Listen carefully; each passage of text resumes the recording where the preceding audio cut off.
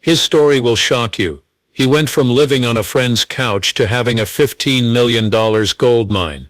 He had made $13 million in gold by the time he was 24. A doctor makes that much in a year, and he pays his employees more than that. His cars are worth more than most people's homes. But Gold Rush cams don't show you this. The wild trips to Las Vegas, the expensive cars, and the real reason his lady broke up with him. Let's look into the private life of the top young TV star with the most money. The way Parker Schnabel grew up was different from most kids. The first time he drove a big machine, he was 5 years old. That took place at the mine his grandfather owned in Haines, Alaska. It wasn't a playground, and was called Big Nugget Mine. It was a real gold mine that worked. Parker wasn't just there to look. John Schnabel, his grandfather, thought that the best way to teach was by doing. Parker learned how to drive real trucks instead of toy trucks. He was driving trucks and dozers when most kids were still getting used to their training wheels. That early event changed everything. About 1,700 people live in Haines, which is a small town. It is surrounded by wild land. It's hard to live there. It's cold in the summer and warm in the winter. You fix things yourself if they break. That's where Parker learned how to work hard, think quickly, and stay focused as a child. There wasn't much time to be lazy. Parker learned how to move dirt, lead crews, and figure out the value of gold while other kids played computer games. Things began to change for Parker when he was 16. The health of his grandfather was getting worse. John Schnabel wasn't just a family member. In the world of mining, he was a teacher and a hero. Parker took over running the family business when John died on March 18, 2016, at the age of 96. He helped run Big Nugget Mine before, but now he was in charge of everything. That was a sad time. It was hard enough for him to lose his grandfather. It was even harder because they took over the whole business when they were so young. He didn't give up though. He took charge and made sure the mine didn't die. Then someone made a choice that shocked everyone. Parker took his $663,000 college fund and used it to buy mining tools instead of going to college. It wasn't a guess. It was a well-planned move. The man was ready to risk everything for what he thought was right. With that money, he was able to grow his business, make it more efficient, and dig more gold than ever before. It was risky, but it worked out. Over time, that investment grew into a lot of money. This was Parker Schnabel's first time being filmed. He was only 16 years old. He was new, young, and quiet. He wasn't really thought to be a good fit for Gold Rush. They weren't sure. It didn't sound like a story that could last a whole season to have a kid lead a mining crew. Then they saw him do something. Parker was born and raised on Alaska's Big Nugget Mine. From the time he could walk, his grandfather John Schnabel taught him everything. He was more than just a kid with a cool last name. He knew how to work with tools. He knew how to plan things out. He knew what the risks were. The crew saw him break down how to run a mine from top to bottom during his first audition. He had nothing written down or taught, just real information. They had seen more adults than that. How easily he worked with tools was what really moved things along. Pochi at age 16, he used big machinery with steady hands. He knew how to use each piece, when to replace it, and what could go wrong. He did not guess. He had work to do. You can't learn that kind of skill from books. It comes from being in the dirt for a long time. They signed him even though it was risky. It paid off to take that risk. Parker got a $25,000 an episode deal when he first signed on. For someone so young, that number was pretty high.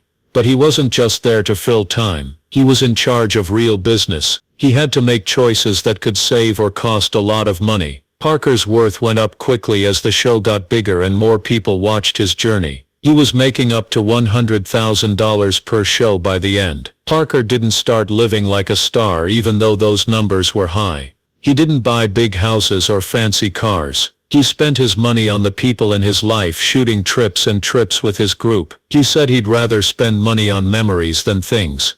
That changed the way he thought. He had a strong sense of reality that made him stand out on reality TV. It was not easy to do the job. It took months to film each season of Gold Rush. Planning, shooting, and editing were all on that list. Parker had to spend a lot of time on camera, on location, and under a lot of stress. Parker was in charge of full-scale mining activities in the middle of the Yukon, while most teens were busy with school or sports. At the time Parker Schnabel was still in his early 20s. He had one of the biggest gold finds in modern mine history. It took place in the Klondike. Known for harsh weather, rough terrain, and gold that is hard to get, Parker and his team were able to find 1,029 ounces of gold in one season. At that time that much gold was worth more than $1.7 million. For someone his age it wasn't just a win for them. In the whole mining world, it changed how people saw him. It wasn't a coincidence that all happened. Each step Parker took had to be planned. He was in charge of a large group of people, running wash plants and making sure tools kept running non-stop during the short mining season. He kept things going even though it was hard. A lot of people break under that much stress. Parker looked like he ought to be there. He did more than just stay alive, he ruled. What made the moment even stronger was the right time. At that time most people his age were in college or looking for their first job. Parker went outside in the cold to dig up more than $1 million. It wasn't just gold in that 1.029-ounce haul. It showed that he knew more about the land, the risk and the grind than most people twice his age. A stopping point was reached with this accomplishment. It wasn't just a lot of money. It put Parker at the center of Gold Rush and proved that he wasn't just lucky, he was smart. People saw him as more than just a young man with a shovel. It looked like he was going to really play. His life changed after that and everything that came after began with that season. After many years Parker did something that shocked even the most experienced miners. For $15 million, he bought Dominion Creek. He was only 28 years old at the time. People knew that Dominion had a lot of promise because there was still up to $200 million worth of gold in the ground. But there were also very big risks. He had to dig 10,000 ounces every season for 6 years just to break even. If he missed that number he would lose everything he put into the deal. Things did not go as planned. His team could only pull 135 ounces in the first 4 weeks. They moved more slowly because the ground was frozen. Things started to break. It looked like everything that could go wrong did.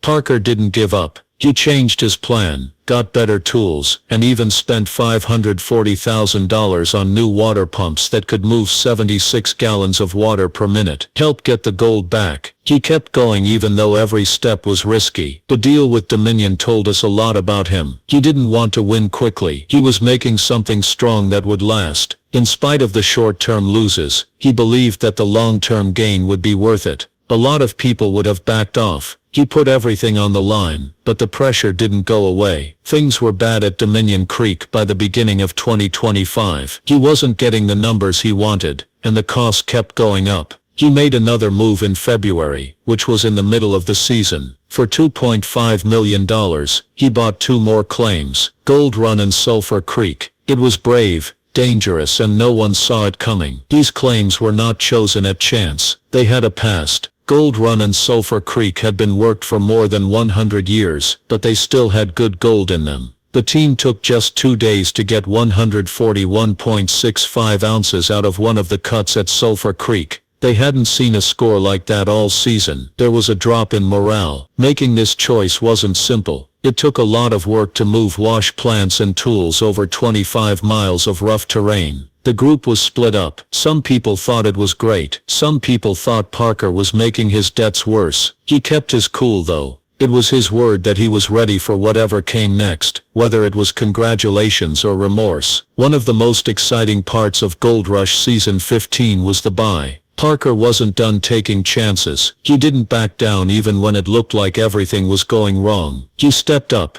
That move made everyone see that he didn't get where he is by playing it safe. It came from having to make tough decisions and deal with the results. All of this wouldn't be as amazing if Parker hadn't already done something that most teens can only dream of. He had dug up over $13 million worth of gold by the time he was 24. Not often do you see that kind of number. A lot of people that age are starting to work. Parker was already in charge of one. His journey began in Alaska at his grandfather's big nugget mine. He learned early on, and when he was 18 he made a big choice. He rented land in the Klondike from Tony Beats with the money that was meant to pay for college. That one move changed everything about his life. He started to put together his own team, run his own site, and learn everything he could about the job, the rocks, the tools, and how to be a boss. He didn't spend his cash like most young millionaires do, not any big homes or fast cars. He put the money back into his business instead. He bought better tools, went to new places and focused on long-term growth. He tried to get better every season. That's what helped him stay ahead. He left his family's big nugget mine in Alaska when he was only 18 years old and went to the Klondike. He did not use his college fund to pay for school. Instead, he started a mining business with the money. Tony Beets was the first person he talked to. Tony was already a mountain man hero at that point. Tony had the ground that Parker needed to mine.